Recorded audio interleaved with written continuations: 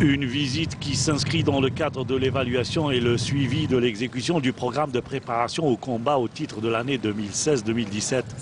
à travers l'exécution d'exercices tactiques.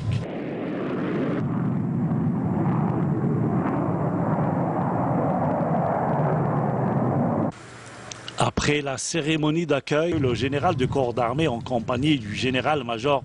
Saïd Chengueriha, commandant de la 3e région militaire, a entamé sa visite par la base aérienne de Reggane,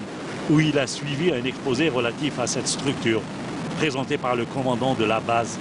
Il a ensuite inspecté les infrastructures administratives et pédagogiques de la base avant de tenir une rencontre avec les cadres et personnels, lors de laquelle il les a félicités pour cette importante réalisation militaire, tout en les exhortant à préserver cet acquis vital qui vient de renforcer les forces armées.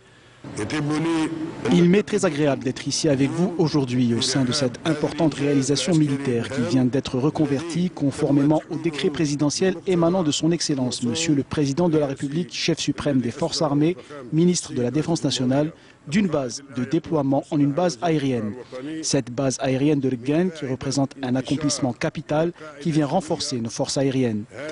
Dans ce cadre, nous avons toujours veillé à créer au sein de nos bases aériennes un environnement favorable au travail sain et fructueux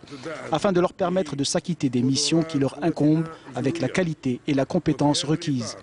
Baptiser cette nouvelle base aérienne au nom du Shahid Zawi Ali est sans aucun doute une ferme confirmation de la grande considération que nous portons au sein de l'armée nationale populaire, digne héritière de l'armée de libération nationale, à notre patrimoine historique, ainsi qu'à notre glorieuse révolution de libération qui demeurera éternellement une source d'inspiration et une référence exceptionnelle de moralité et d'enseignement.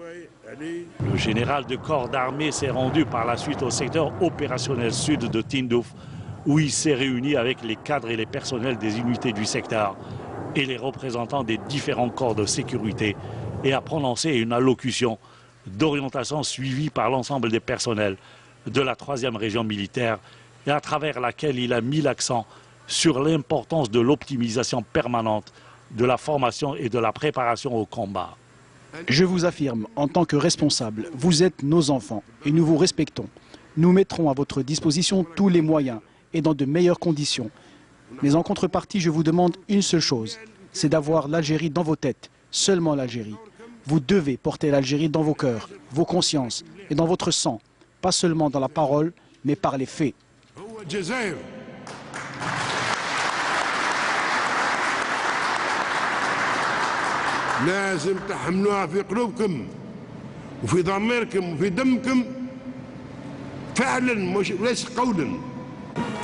Le général de corps d'armée s'est ensuite rendu au secteur opérationnel sud de Tindouf où il s'est réuni avec les cadres et les personnels des unités du secteur et les représentants des différents corps de sécurité et a prononcé une allocution d'orientation suivie par l'ensemble des personnels de la 3e région militaire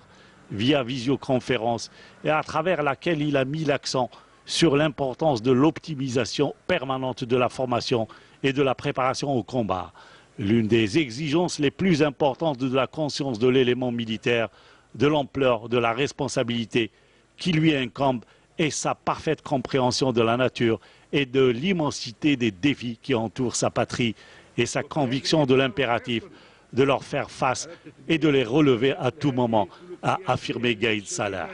C'est ainsi que survient l'empreinte de l'effort de préparation, d'instruction et de sensibilisation et leur impact sur la construction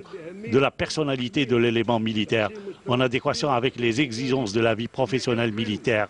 compte tenu du régime particulier et des critères spécifiques qui la distinguent, a-t-il fait valoir.